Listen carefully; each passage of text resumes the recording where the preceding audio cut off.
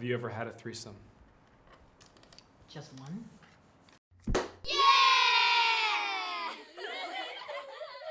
I think for me, what interested me in having a threesome was more the people around me were actually experienced in that field, and like my friends have experienced threesomes before and group sex.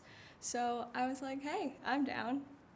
I didn't really know anything about threesomes except for what I'd seen in porn, which was that it was usually either 3 very feminine, beautiful women or 2 very feminine, beautiful lesbian women and a very lucky guy, which is usually not how it works. So, you know, having that as like your kind of like education regarding threesomes, because nobody talks about it, at least not in health class or anywhere that would actually be helpful when you're young.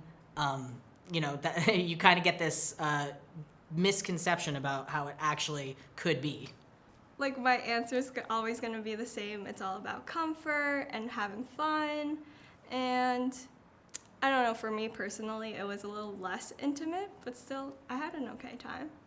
My threesome experience actually started when I met my friend Julia, and she was experienced with group sex before. We were both interested in spirituality, so we would just talk about stuff, and Julia was like, yeah, you should actually like talk to my friend Jack. He was like, he's very interested in this kind of stuff. So at a party, I was just having a conversation with a random guy. My friend Julia came along and she was like, oh, you guys met. And it was actually Jack. So like we already had this connection before. So I proposed the idea after that night with Julia, like, what about if we experimented sexually, like the 3 of us?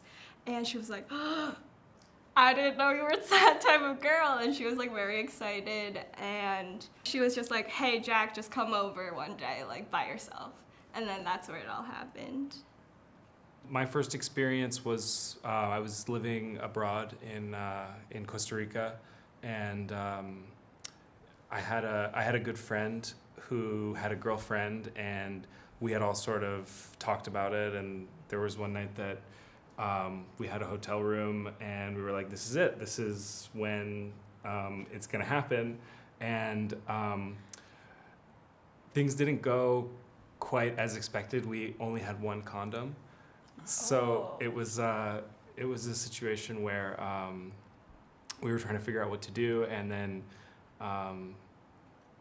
it ended up being fun for everybody. And I think that was a scenario. We were all pretty young, so it was more we wanted to like say that we had done it. Like we wanted to kind of just say that we had had the experience. How old are you? I was 17 at the time. Oh, wow. Or no, I was actually 16. Yeah, that's a big deal. When you're Yeah, it's like, yeah. I don't know how many people I told though, actually. It was Well, now you're telling everyone. a lot of people now, yeah. a lot of people, all you guys out there. We had a mutual friend who was a girl that we had just kind of met and were getting to know. And she asked if we wanted to go to San Francisco Pride. We were living in Arizona at the time, and we thought it would be a great opportunity to, you know, go somewhere we hadn't been before. And so we got this really nice hotel room. We were there for the weekend, and I think maybe halfway through that first day, it was like, oh, this is gonna happen, isn't it? You know? And then by the end of the night, we finally had the conversation where it was like, so are we all on the same page? You know, let's make sure we're all aware of where this is heading when we get home. And it turned into a whole weekend long thing. You know, I don't even think that we went to Pride the next day. It was a 2-day thing, and I don't think we made it.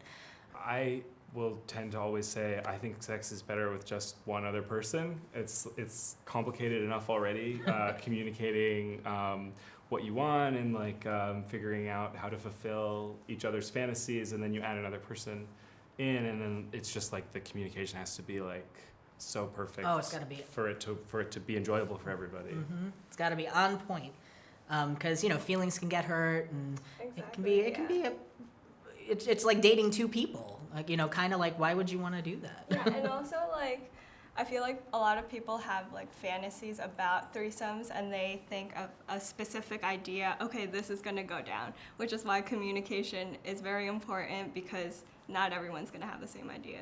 Yeah, you got to find out like what everybody wants out of the situation, and then also like understand yourself and what you are willing to do. And I think there's compromise there as well. Like I don't think it should necessarily just be your way. I think For me, I think the experience was actually very like eye-opening, because up until that point, the threesome was like the most like intimate sexual experience I've ever had.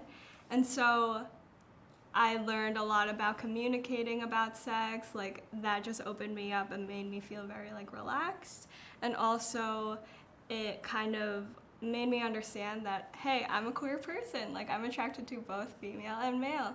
And also about polyamory in general, and how love is such a weird thing, and it could be expressed to so many people, not just sexually, but like to everybody. Like everyone's your friend in a way. Fantasy and reality are two separate things. So if you're going into something because it's your fantasy and you've got, you know, these notions of how it's going to work out, it's not. It could come close, but there's going to be something that doesn't line up with your perfect fantasy version of things. And if you're not able to accept that, or you and your partner, if you're with somebody and you bring a third person in, aren't on the same page and can't accept that things aren't going to work out in that perfect fantasy way, then you probably shouldn't do it. Or you should, and then you can learn a lesson.